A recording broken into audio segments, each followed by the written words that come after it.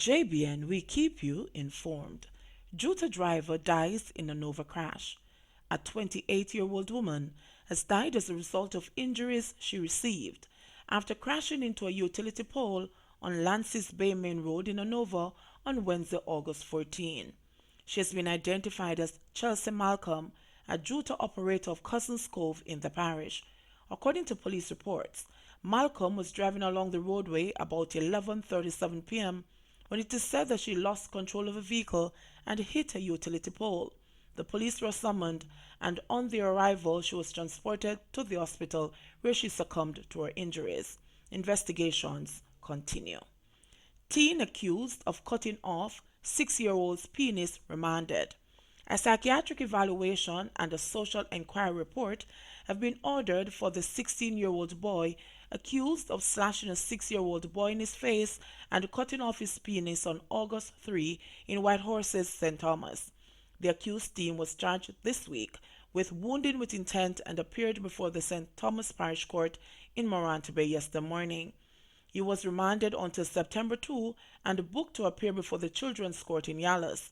It is reported that on the evening of August 3, the father of the 6-year-old boy noticed he was missing and started making inquiries into his whereabouts. The father, having learned that his child was last seen in the company of the teen, went to the accused home to inquire about his child. On hearing his voice, the 6-year-old called out to his father from the bushes in the yard. He had a wound to his forehead, bruises to his eyes, a cut on his hand, and his penis had been amputated.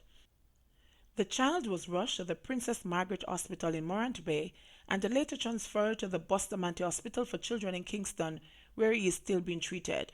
According to the police, the accused currently has another case before the court in which he stands accused of molesting another little boy.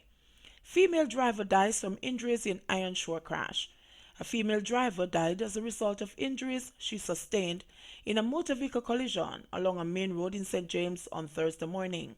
The deceased has been identified as Kadisha Murray of a Trelawney address. Reports are that about 1:40 a.m., Murray was driving a Nissan Bluebird motor car along the Iron Shore Main Road in St. James when she lost control of the vehicle, which slammed into a concrete wall on the side of the road. She sustained multiple injuries after she was thrown from the vehicle as a result of the impact of the crash and was rushed to the hospital where she was pronounced dead. The St. James police are investigating the incident. Some 389 people were killed on the nation's roads last year. Hanover Municipal Corporation launches sexual harassment probe. Allegations of sexual harassment have surfaced at the Hanover Municipal Corporation (HMC) as 4 female employees have pointed the finger at a male supervisor who was allegedly denied any wrongdoing. A well-placed source at the HMC confirmed that the matter sparked an internal probe by senior administrators at the Lucy-based municipal corporation. This situation has been going on for quite a while, the source said yesterday. The women have decided they have had enough, and they threatened to resign as a group unless their complaints were addressed, as they are no longer prepared to tolerate the behavior of the supervisor, the source said. One of the alleged victims, who was being quite vocal in demanding action, claimed that her life was also threatened when she raised the allegations. Even female students who were here on the summer work program have been approached by this individual for sexual favors, the source added. As news of the allegations hit the streets of Lucy, the leadership of the HMC hunkered down in an emergency meeting and decided to launch a probe. Verbal and written submissions have also been taken from the women. A file has been created with copies of the written statements from the 4 women, and they are to be submitted to Mayor Sheridan Samuels, the chairman of the HMC, David Gardner, the CEO, Devon Brown, the minority leader of the HMC, Compliance and Enforcement Manager Craig Oates, and Director of Administration Ricardo Roden, the source said. While a number of other HMC employees have confirmed that they are aware of the probe, none were prepared to go on record with a comment. Attempts to reach Gardner and the Samuels proved futile. When contacted, Superintendent Sharon Beeput, who heads the Hanover Police Division, said she was hearing of the matter for the first time. We have not had any reports from anyone on this matter, But if it is true, the victims are always welcome to lodge a formal report to the police, she said. 6 cops charged with St. Andrew triple murder. 6 policemen were charged on Wednesday, August 14, with the murders of 3 men more than 6 years ago. Charged are Sergeant Seymour Mott, Corporal Donovan Fullerton, Constables Andrew Smith, Sheldon Richards, Randy Rose, and Richard Lynch. They were charged by the Police's Inspectorate and the Professional Standards Oversight Body following an investigation by the Independent Commission of Investigations Indicom and a ruling by the Office of the Director of Public Prosecutions. Corporal Fullerton was further charged with making a false statement to Indicom. He's been accused of misleading the Commission about his use of lethal force during the incident. The cops are accused of the shooting deaths of Matthew Lee, Mark Allen, and Eucliffe Dyer along Arcadia Drive, St. Andrew on January 12, 2013 under questionable circumstances. Indicom says the policemen indicated that they acted in self-defense. All 6 were taken before the Kingston and the St. Andrew Parish Court, where they were granted bail of $600,000 each with sureties. The matter was set for mention on August 30. Policeman accused of beating detainee in lockup granted bail.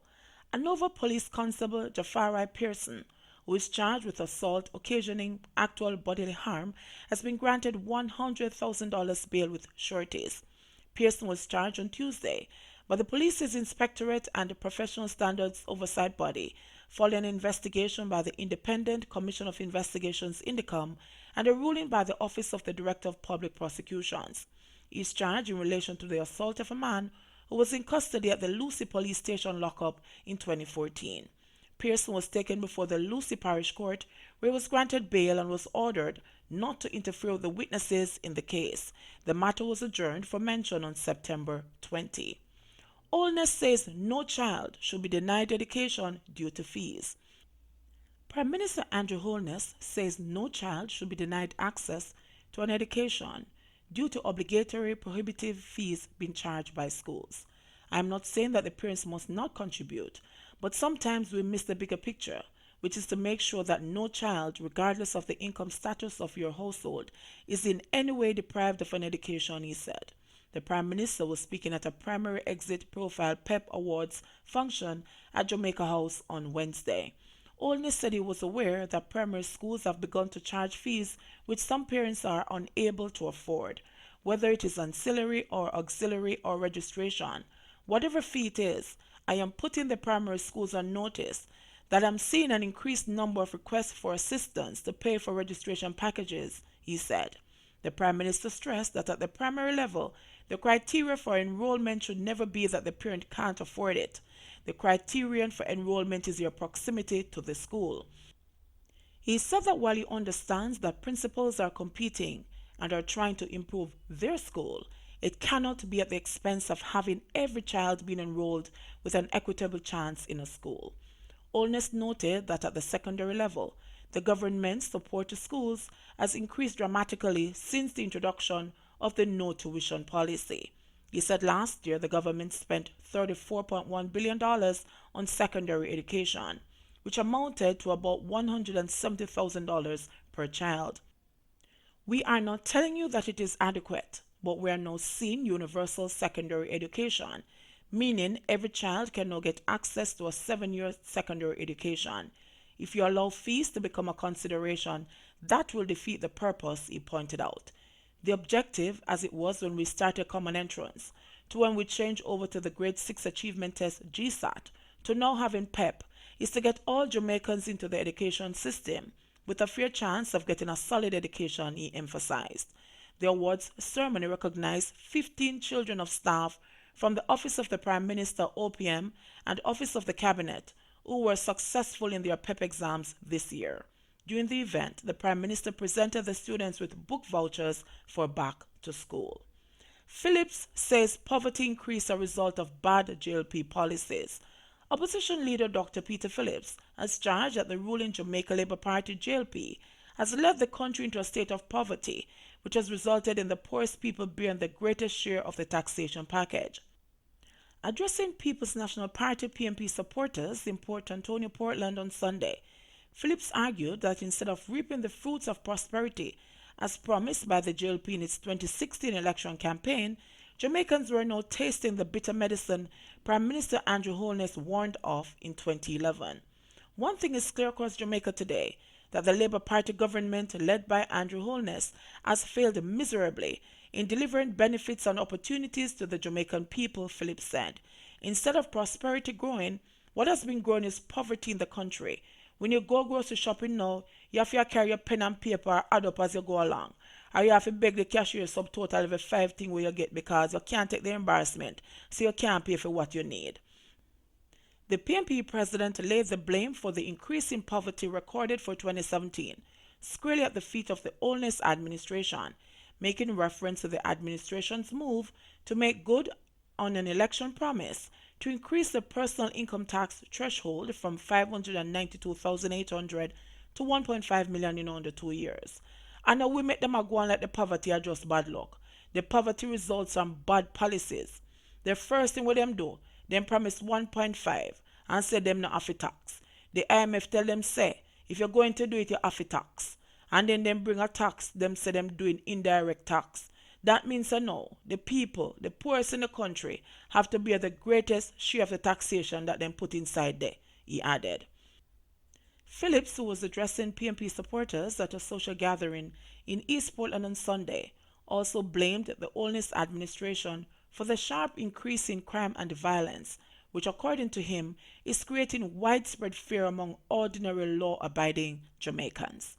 JBN, we keep you informed. Please remember to like, subscribe, share, leave us a comment and click the notification bell to receive our daily news items.